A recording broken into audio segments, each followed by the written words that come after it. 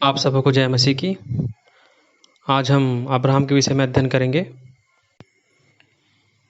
सृष्टि की 20वीं पीढ़ी लगभग 2136 में अब्राहम की उम्र 75 वर्ष की थी।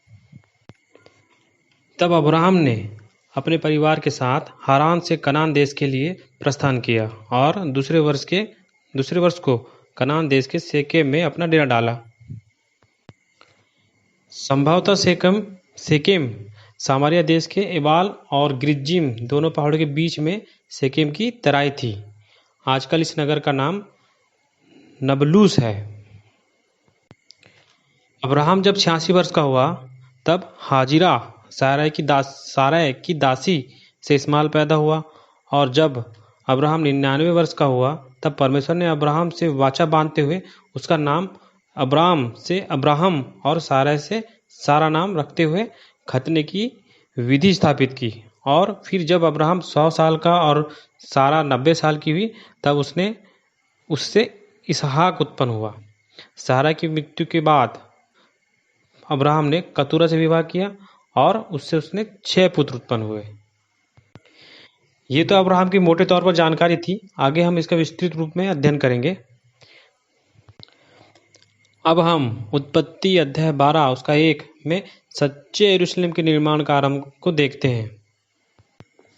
सच्चा यरूशलेम आज एक सच्ची आत्मिक कलीसिया का प्रारूप है और बेबीलोन धार्मिक कलीसिया का।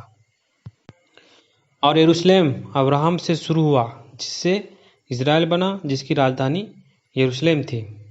यरूशलेम का निर्माण परमेश्वर की ओर से, परमेश्वर के द्वारा और परमेश्वर के लिए इस प्रकार होता है, और मनुष्य की ओर से, मनुष्य के द्वारा, मनुष्य के लिए इस प्रकार बेबीलोन का निर्माण होता है।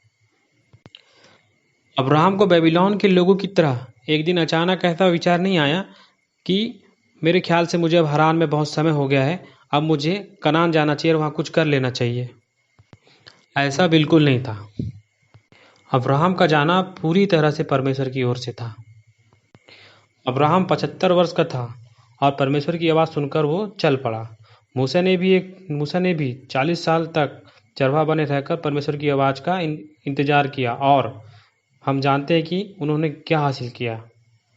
हमें भी कुछ करने से पहले परमेश्वर की आवाज़ सुनना चाहिए।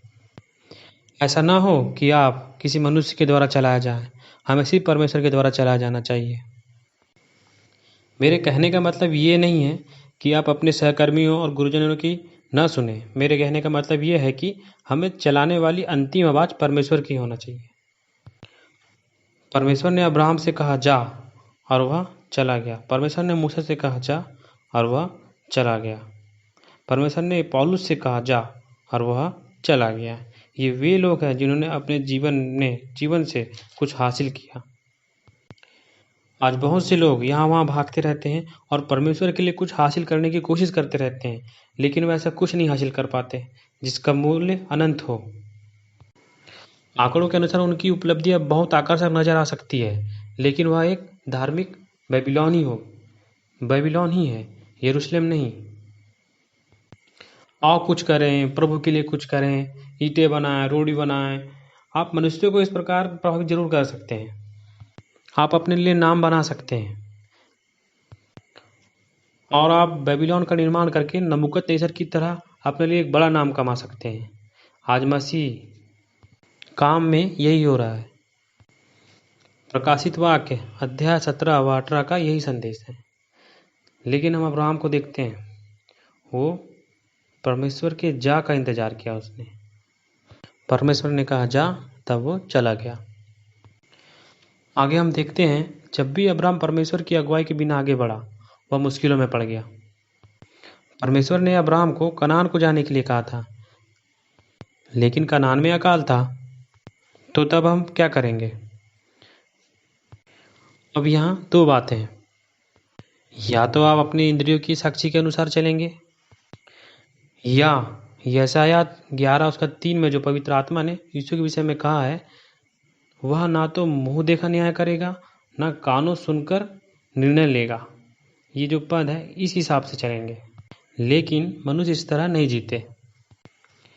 यदि कनान में अकाल है और हमें पता चल जाए हमने खुद देखा हो, हमने सुना हो, तो फिर हमारा चतुर मन फौरन फैसला ले लेगा कि अब वो जगह नहीं है जहाँ हमें जाना चाहिए। हम परमेश्वर से पूछने की ज़रूरत नहीं करेंगे। अब्राहम ने भी यही किया। वो मिस्र को चले गया। मिस्र जाने के लिए उसे किसने कहा था? परमेश्वर ने नहीं, उसकी इंद्रियों ने। क्या परमेश्वर अकाल के समय एक व्यक्ति को जीवित रख सकता है? यिर्मयाह 17 उसका 5 से 8।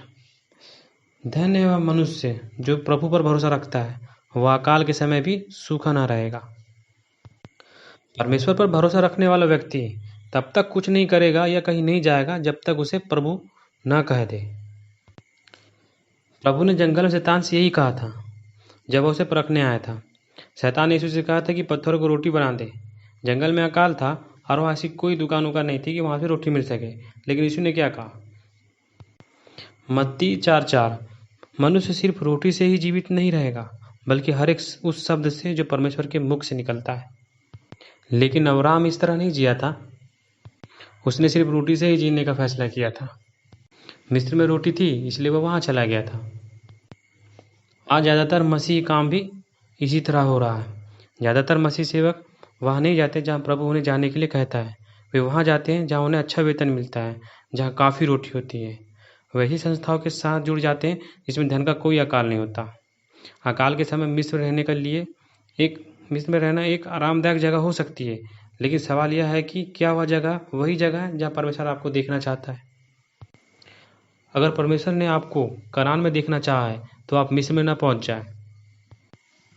जीवित रहने के लिए रोटी जरूरी है, लेकिन जीवन के लिए परमेश्वर का आज्ञा पालन ज़्यादा जरूरी है। शैतान ने यीशु को इस तरह परखा था, वो आपको भी परखेगा। वो आपको भी ऐसी जगह का चुनाव देगा जहाँ रोटी हो, जहाँ ज़्यादा पैसा हो। ऐसे समय पर परमेश्वर की दया आप पर बनी रहे कि आप शैतान की बात सुनकर अपने आप को बर्बाद न कर लें। अब्राहम के मिस्र जाने का परिणाम क्या हुआ? उसे वहाँ झूठ बोलना पड़ा। उसकी पत्नी को उसे बहन बोलना पड़ा। मिस्र जाने के बाद आप बहुत सी समस्याओं में घिर सकते हैं। आपको झूठ बोलना पड़ेगा, आपको गलत लेखा देना होगा, ऐसी बातें कहीं नहीं होगी जो 100% सच नहीं होगी। अपने विवेक के साथ समझौता करना पड़ेगा आदि। सारा बहुत सुंदर थी, इसी कारण फिरौन ने उसे रखना चाहा था। यह अफसोस की बात है कि अब्राहम अपनी पत्नी को भ्रष्ट होने जाता देख रहा था और अपनी जान बचाने के कारण वह अब सच बताने से डर रहा था। इस तरह हम देखते हैं कि अब्राहम जैसे महान व्यक्ति ने भी बहुत गलतियां की थी। परमेश्वर ने एक ऐसे व्यक्ति को चुना था जो एक निर्बल और स्वार्थी व्यक्ति था। अब्राहम हमारे जैसे ही था, और यह हमारे लिए उत्साहवर्धक बात है। परमेश्वर हमें भी इस्तेमाल कर सकता है। लेकिन परमेश्वर ने अब्राहम को इन परिस्थितियों से निकाला। उसने सारा को फिरौन से छुड़ाया। और अगर हमने भी गलतियां की हैं, लेकिन परमेश्वर यह देखता है कि हमारे हृदय भी अब्राहम की तरह निष्ठावान है, तो वह हमें भी छुड़ाएगा। इससे हमें उत्साह मिलता है। अब मैं एक ज़्यादा गंभीर बात कहना चाहता हूँ। मिस्र में कुछ ऐसा हुआ जिसका प्रभाव अगले 4000 वर्षों से होता आ रहा है। जब अब्राहम मिस्र में गया और उसने वहाँ देखा कि धनवान लोगों के घरों में कैसी स्त्रियाँ सेविकाएं होती हैं, तो उसने भी अपने घर में एक सेविका रखना चाहा। इसलिए उसने हाजिरा नाम की एक दासी रख ली। अब वह जब मिस्र से आया तो उसने उसे भी अपने साथ ले आया। अब तंबू में सारा को ही अब सब काम नहीं करना पड़ता था, हाजिरा भी उसकी मदद करती थी। अब बाद में जब सारा के बच्चे नहीं हुए तो हाजिरा ने उसमें भी मदद की। हाजिरा द्वारा इस्माइल पैदा हुआ, जिसके वंशज पिछले 4000 सालों से इसहाक के वंशजों से संघर्ष कर रहे हैं। इसकी शुरुआत एक व्यक्ति से हुई जिसने एक बार परमेश्वर की बात नहीं सुनी। आप कह सकते हैं कि मैं ज़्यादातर परमेश्वर की बात सुनता हूँ। ये अच्छी बात है, लेकिन हम यहाँ सिर्फ एक बार परमेश्वर की बात ना सुनने के परिणाम देखते हैं। मेरी आशा है कि इस संदेश की गंभीरता सबके मन में उतर सके। अब मैं आपको अब्राहम के विषय में कुछ अच्छी बातें बताता हूँ। मैं ये बातें सिर्फ यह बताने के लिए कह रहा हूँ कि अब्राहम हमारे जैसा ही एक सामान्य व्यक्ति था। हमें भी अपनी निष्फलताओं में निराश नहीं होना चाहिए। अध्याय 13 उसमें 7 में हम पढ़ते हैं कि अब्राहम के सेवकों लूत के सेवकों में झगड़ा हुआ। अब्राहम और लूत ने मिस्र में बहुत सा पशुधन पा लिया था और संपत्ति से समस्या पैदा होने लगी थी। संपत्ति हमेशा समस्या ही पैदा करती है।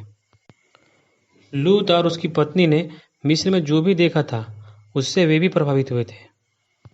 वे ज़्यादा धनवान होना चाहते थे, लेकिन अब्राहम एक ऐसा व्यक्ति था जो किसी से झगड़ा नहीं करना चाहता था। लेकिन उसके सेवक लड़े। अब्राहम के पशुओं के चरवाहों और लूत के पशुओं के चरवाहों के बीच झगड़ा हुआ। उस समय उस देश में कनानी व परिज्जी जातियाँ रहती थी। ये वाक्य आखिर क्यों जोड़ा गया? क्योंकि ये विधर्मी लोग इस झगड़े को देख रहे थे। आज के मसीह जगत के संदर्भ में यह बात बहुत प्रासंगिक है। विधर्मी लोग देश में रह रहे हैं और वे क्या देख रहे हैं? मसीह समूह आपस में एक दूसरे से झगड़ा कर रहे हैं। कलीसियाओं के अंदर भी कोई आपसी तालमेल नहीं है। बुजुर्गों को अपनी सीनियरिटी का घमंड है और जवानों को अपनी जवानी का। आज कलीसिया में ईश्वरीय प्रकाशन में चलना लुप्त सा हो गया है। लेकिन यहाँ हम अब्राहम जैसे ईश्वरीय भक्त को देखते हैं। उसने लूत को बुलाया और उससे कहा, तेरे और मेरे बीच कोई झगड़ा नहीं होना चाहिए। हम दोनों भाई बंधु हैं। वे भाई नहीं थे। अब्राहम लूत का चाचा था। एक बुजुर्ग अब्राहम का अपने जवान भतीजे के प्रति दया की भावना को देखें। एक ईश्वरीय व्यक्ति नम्र होता है। वह 75 साल का था, फिर भी उसने अपने भतीजे को भाई बंधु कहा, उसे बराबरी का अवधा दिया, उसे चुनाव करने का पहला अधिकार दिया। तू जो चाहता है, जिधर जाना चाहता है, तू चुन ले। ऐसे लोग ही यरूशलेम का निर्माण करते हैं। ऐसे लोग ही सच्ची कलीसिया का निर्माण करते हैं। आज ऐसे अगुवों की मसीह जगत में बहुत ज़रूरत है, लेकिन ऐसे अगुवे विरले ही मिलते हैं। आज ऐसे बहुत से सेवक हैं जो अपना अधिकार जताते हैं, जिन्होंने यह कहा होता, मैं 75 साल का हूँ और मैं तेरा चाचा हूँ। परमेश्वर ने तुझे नहीं मुझे बुलाया है, तू सिर्फ मेरे साथ आया है। लेकिन अब्राहम ने लूत से कहा, अगर तू दाईं तरफ जाएगा तो मैं बाईं तरफ जाऊंगा, और यदि तू बाईं तरफ जाएगा तो मैं दाईं तरफ जाऊंगा। तुझे जो चाहिए पहले तू ले ले। और लूत जो एक स्वार्थी व्यक्ति था, उसने सदोम के हरे भरे चारागाह देखा और उसे वहाँ धनवान होने का मौका नजर आया, और वह वहाँ रहने वाले धनवान लोगों को देखा और वह बोला, मैं वहाँ जाकर परमेश्वर की अच्छी सेवा करूँगा। आज मसीह सेवक भी कुछ ऐसे ही हैं। वे संपन्न कलीसियाओं की ओर कुछ ज़्यादा ही प्रवास करते हैं और उन्हीं घरों में ज़्यादा विजिट करते हैं जो आर्थिक रूप से संपन्न होते हैं। गरीब लोगों के घरों में पास्टरों का उठना बैठना बहुत कम ही होता है। जब अब्राहम यह फैसला कर रहा था, तब प्रभु यह नीचे देखने आया था कि लूत और अब्राहम क्या कर रहे हैं। और प्रभु ने यह देखा कि अब्राहम ने एक ईश्वरीय तरीके से व्यवहार किया है। परमेश्वर हमारे बीच होने वाले हर एक लेन देन को देखता है। क्या आपने अपने किसी अधिकार को सिर्फ इसलिए छोड़ दिया क्योंकि आप एक मसीह व्यक्ति हैं? तब परमेश्वर आपसे कहता है, मैंने यह देखा है। लूत के जाने के बाद परमेश्वर ने अब्राहम से कहा, यहाँ खड़ा हो और पूर्व पश्चिम उत्तर दक्षिण में देख। जितनी भूमि तुझे नजर आ रही है वह एक दिन तेरे वंशजों की होगी। परमेश्वर ने यह बात अब्राहम से 4000 साल पहले कही थी, और आज हम देखते हैं कि उस भूमि में कौन रह रहा है। वह लूत के नहीं, अब्राहम के वंशज रह रहे हैं। परमेश्वर का वचन अटल है। आज हजारों साल बीत गए, लेकिन अब्राहम को दी गई प्रतिज्ञा आज भी कायम है। प्रभु आपको इन वचनों से आशीष दे।